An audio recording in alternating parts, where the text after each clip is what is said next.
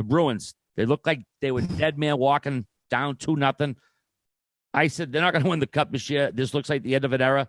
Well, boom, they come home, rattle off 2 in a row, tie the series up. What's your take on it, Wit Dog? The tale of two cities, right? That's a famous book. No, it was the best of times. It was the worst of times for Bruins fans. Right now, you're buzzing. Brad Marchand, who had maybe 2 of his worst playoff games ever in game 1 and 2, just 5 points this afternoon on Mother's Day. Rockets up to the league lead in points in the playoffs with 9. Scored a beauty of a snipe in the third period. The Bruins go on to tie this thing up. And I got to shout out my buddy Chris Wagner. They fucking buried Chris Wagner in the minors all season long. And he was down in Providence being a pro, getting his paycheck, no escrow, which is always nice. And what happens? They looked like the softest Bruins team I've ever seen in games 1 and 2, getting run out of the building in Carolina, and they make a lineup switch, and they've looked different. Oh, yeah. Let's just say it. I mean, obviously, Wags is playing on the 4th line, and you got Bergeron playing through the stitches he had to get in his eye, and Marchand, like I mentioned, Pasta stepping his game up. But to get that physicality and to get a guy to go out there and to try to decapitate somebody, that changes the vibe of a team. And when I watch the Bruins team in games 1 and 2, I mean, Grinelli and already the Bruins fans of the pod, you guys must have been sick to your stomach. I don't even know what I was looking at. I don't even know what I was watching. I was playing golf with a guy who's not even a hockey fan. He says, what is going on? They're not even like hitting or pushing anyone. It's like I usually watch them in the playoffs. They're always beating everyone up. I said, it's a different time. It's a different era. And this is a different Bruins team, but they switched things up. And I think I've seen basically what worried me about the Hurricanes and what had their fans coming at me is like, it's a team without a Brad Marchand. Yep. It's a team without David Pastrnak. And this series is far from over, and Carolina could easily go on to win this series, but they're not winning the cup either. Let's be honest here. They're not. I mean, it sucks that Anderson's out, and Ranta's played, and then he's hurt, and they got this. What's his name again? Pitor. Yeah, very tough last name to say. Brindamore, furious in both games in Boston, huh? Looking pissed off today. He was snapping. I know he was really upset about the one call. I just see this series switching because Boston got back to its roots. They got back to running around. They got back to drawing penalties. They got back to pissing teams off that they played against. So, I know you're hot with the bets. I don't know what you see, but I'm seeing Marchand up his game and show that he's the best player on either team, and that's the game changer through 4 games, even though it's just 2-2 in the series. Just one guy I really want to shout out real quick, Derek Forbert. I mean, this guy's a brick wall out there. He had 9 blocks. He had 9 block shots in game 3. I mean, he's setting the tone out there. And after game 2, I was texting all my buddies like, this guy can't skate. He got walked in game 2. Like, he looks terrible out there. And then game 3 and 4, he's one of the best defensemen on the ice. So he's looked incredible out there. And he had to be, too, because some shitty news before game 4 with McAvoy not being able to play because he was put in COVID protocol. Guys, I play with Derek Forbert. He helped me win a Calder Cup. Shot blocking machine. Excellent penalty killer. Great stick. I'm glad you Bruins fans are coming around on him, or at least UG. I just wanted to go back to Brad Marchand and maybe even sympathize for you Carolina Hurricanes fans. Him going after Pitor in game 2 and pulling off the rat move that he did. I can understand why every other fan base hates his guts, but all he was doing was getting himself back in the series to head back home to Boston in order to put on the display he has in game 3s and 4. Now we got the game 3 on the TNT broadcast. What's he do? He asked the PR guy, he goes, I want the pregame interview. You know how many goals he scored on the TNT broadcast this year? He scored 6 in the 5 games we did all season long. No way. He is Mr. TNT. And every time he has been our interview before the game, he had 2 shit games in Carolina. And he goes, I want to get going. Put me on the main stage, does the interview, and then goes out and has the game that he did. I'll tell you what, man, hate him as much as you want, hockey fans. This guy's got the fucking jam. He has the jam. And amazing that Swayman didn't start game 2. Oh, seriously. What the hell were they thinking? Well, he looks good now, and he's what dancing game did I in that text crease. you guys after was it game 2? I think I texted you after the first period. Like, Lindholm's not. I mean, what's his name? Linus isn't doing nothing wrong, but the team sunk. Ullmark. I'm like, they need his fucking spark here, but they finally put him in. Gee, what do you got? I kind of agree with the move to not start him game 2. Like, to go in on the road in Carolina with that crowd, it gets loud in there. Like, he's never started a playoff game before. That's not the place you want to start the guy in his first playoff game ever. Let's let him go back home, let him get comfortable, and the move clearly worked out. Wow. Well, I wouldn't say that. That's a great point. I do. Your point's great. That's a great point. But my thought, G, is start him where, in a sense, you're not at home and the pressure isn't as crazy. And then if he plays great, awesome. Even if you lose, you can go back to him at home and he's already got a playoff game under his belt and he plays great. And if he plays bad and loses, you can go back to Ullmark game 3 at home. Yeah, but if he gets I think this series could be 3-1 Boston if they started him game 2. But I tend to agree with you though, because listen, these goalie situations and balancing the two goalies it puts me in a mind pretzel every time. I think every time we've talked about it on the podcast, I would have made the wrong decision and cost my team the series as a head coach. But you're saying is, go back to Ullmark, the experienced goalie. If he gets lit up, you can always go back to Swayman. But if Swayman gets lit up, it's like, now I got two guys with no confidence, where it's like, yo, Swayman, you're down 0-2 going home. There's really not that much pressure because they kind of handed you a shit sandwich to begin with. Now you got this young stud. And hey, maybe it's a reverse Hurricanes. Remember when fucking Cam Ward got the net at an early age and he ended up going on this fucking insane run to lead him to the finals? Who knows? Who knows? You got the Swayman, Terry Crews titty bouncing going on, the pregame videos, like where they put him. He's got no shirt on. You know, the boys are having some chuckles. This guy is playing as loose as any guy in the lineup.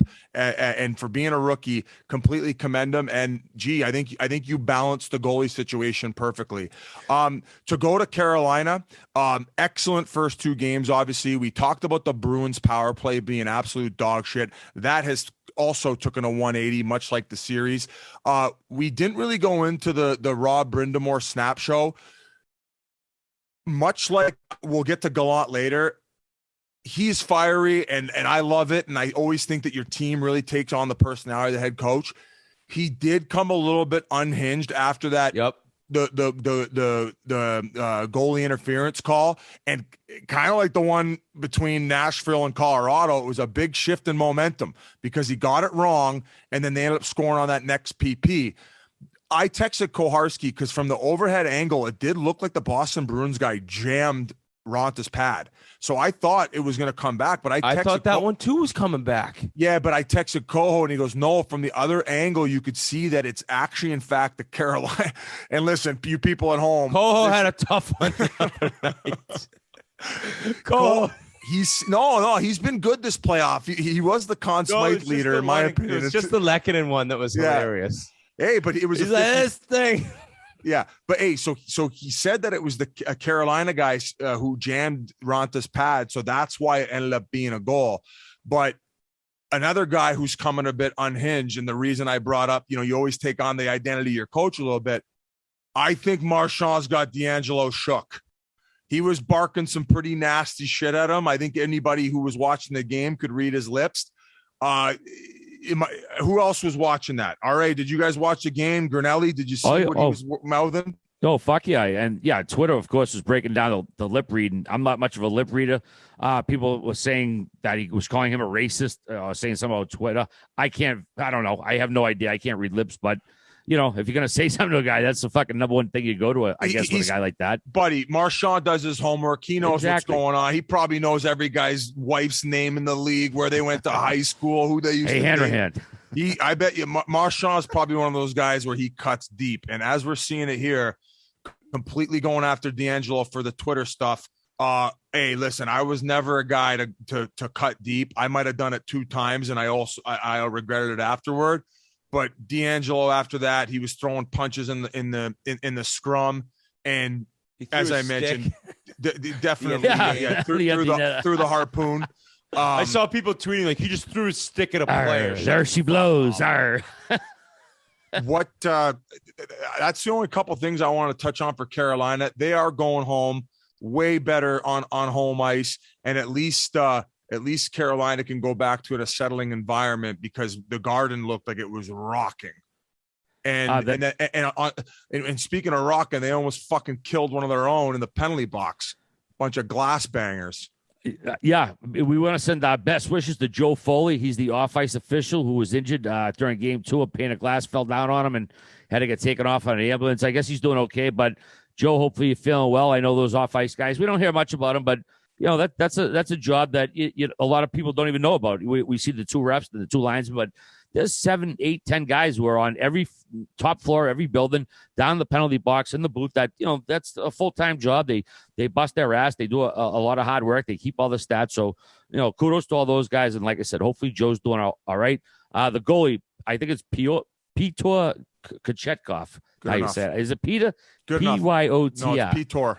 Pyotr Kochetkov. Also, Biz, you talked about Trent Frederick a bunch. Well, he didn't start the last game. He had a bad penalty.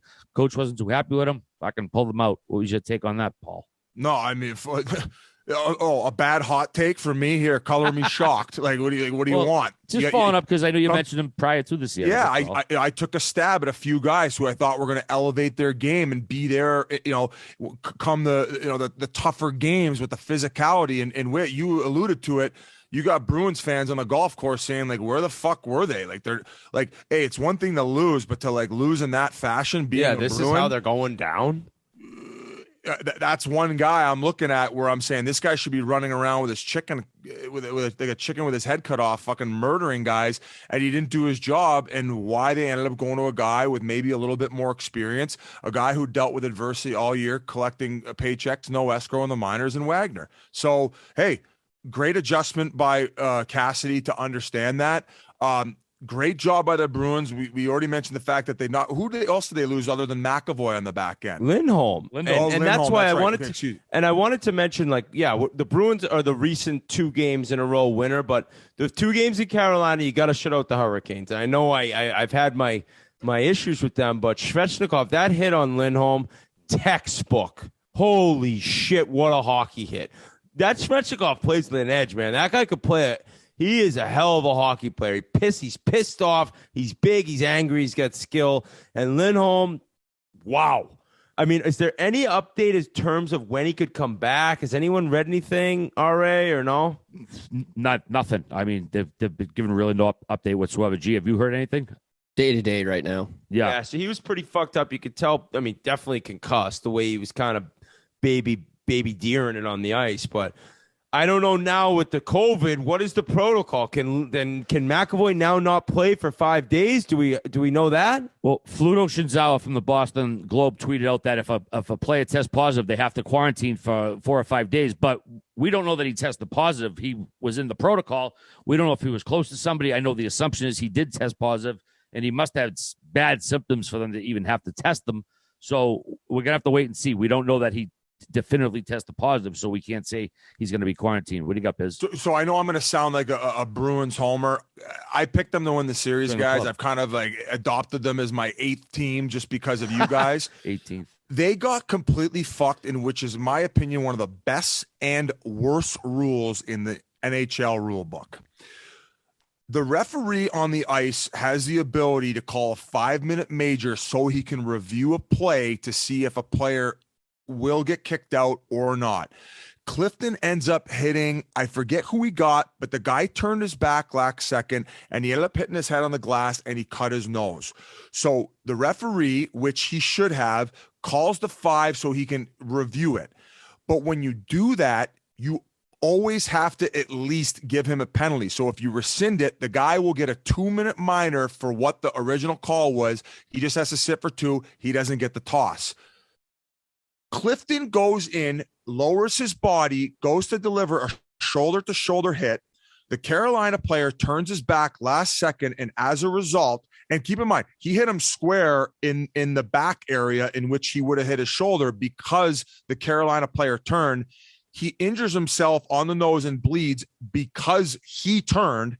Clifton had to sit for 2. That was in game 3. I believe at that point it was a 3-1 game. Buddy, if they score on that power play and they're back in the game because it's a stupid fucking rule, it's absolute bullshit. You got the ability to watch the play to see that he didn't, in fact, do anything illegal, but because you wanted to watch it, you now have to automatically give him a 2-minute minor. Tell me that's not a stupid rule. If you can rescind the 5, rescind the whole thing. The whole thing. Hey, regular season, maybe not, okay? And people would probably say, no, if you're going to change the rule, change the rule. In a playoff situation, what if that's a 1-goal game and that legal hit in which the player from Carolina gets injured because his own turning could cost them the game? It's bullshit. Change the fucking rule. I even talked to Coho about it, and he says, I agree. I don't like that rule. Figure it out. Change the rule. Dumbest rule, but I like that the fact, because in real time, it's very difficult for these refs to know whether the guy caught him high. They should have the ability. And I think that rule changed because of the situation that happened between the Vegas Golden Knights and the San Jose when Pavelski went down, and then they got the 5. And then they scored 3 in that 5-minute major and then won the game in overtime to push it to 6 games, or I think it might have even gone to 7. So I know I've talked enough and bitched about this call, but many of you saw it. They should change that rule, and it should be changed for next season. Yeah, it shouldn't go from a 5 to a 2, because if they find out there was no penalty whatsoever, then you're still fucking tagging the guy with a 2 if nothing happened. So exactly what I just said. I know. I'm just Whit. When Wags went in on that partial breakaway, ESPN or ABC never showed a replay. Did you think he might have should have gotten a penalty shot there, or was it a clean defensive play, or did you see a replay or what? I actually missed that, and I got to be honest. When I woke up this morning and said, "Happy Mother's Day, sweetie," I got to record at 6, and I have to watch the Bruins at 12:30. It wasn't exactly met with thrilled-em. Is that a word? So I didn't catch every second of the game today, but I did catch the second and third period. I don't know when that happened. I was running. You're trying to be a good dad on Mother's Day, so watching hockey all day and then working when it's bedtime is always a kick in the pussy for the mom. All right, the way they've been calling penalty shots, throughout the playoffs, that should have been a penalty shot. Well, that's why I go back to the Brodin on what's his name, Barbashev. I mean, that was a stick lift. It was a nice fucking defensive play. They give a penalty shot, and then Wagner, from the one view I saw, which is real time, I didn't see it slow down. It could have been a nice defensive play, but again, we didn't get a fucking replay from ESPN. But I'm like, well, if that was their fucking penalty shot the other night, this guy didn't even get a shot off here. So. What's that with? So I sent out a tweet that's gotten a lot of traction. What is going on with this behind the net camera from ESPN? It doesn't. Holy shit, guys! It doesn't bother me as much as it bothers you. And then somebody. It bothers everyone except. I hate it. You're the only person I think that doesn't mind it. I think Thomas Drance, a writer for The Athletic out of Vancouver, mentioned underneath. He says, I typically don't like it, but he liked it on the 5-on-3 in which you might have mentioned the actual fact that they were doing that camera behind the net. I saw this. I like the idea of the camera behind the blue line. Oh, on the other side. So if you could ever get it. So you would maybe drop the camera from the Jumbotron? Yeah, I don't know how to do that. I know the NFL, you see that camera that kind of flies along the field. Now, it's different in hockey, no matter, obviously, but maybe if you got the behind the view, so you're almost looking at the power play quarterbacks looking at it. I don't know. For some reason, it was just really hard to kind of track it, and I don't enjoy the behind the net camera right now. I really don't. At one point, they did have a camera also. I don't know if it was on the red line or the blue line, and it had that 45-degree angle towards the net. I don't know how people felt about that one. From my understanding, the league has spent money to try to develop software and camera angles in order to capture the game in better angles. But I think that what they end up coming to as a conclusion is the traditional way is just the way that people like it. And that's really the only way that you can do it to make it look good, which is just, up top from the deck, right?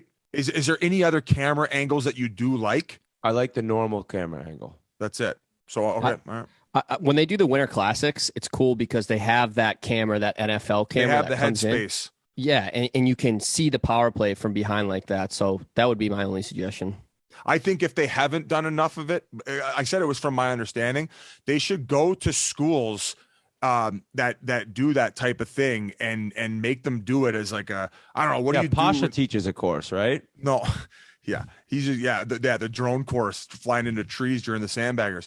What would it be called when you go do it at like a college or something? What's the word for that when you go test something, like a case study? Case study would be a great definition there, Biz. Buzzing today. Not my Flames, but I'm buzzing. Are we done with talking about shitty camera angles? Biz, what kind of like camera angles do you like in your smut films? Is there a preferred like POV you like in porn? No, I bounce around. Okay. That was a very random question.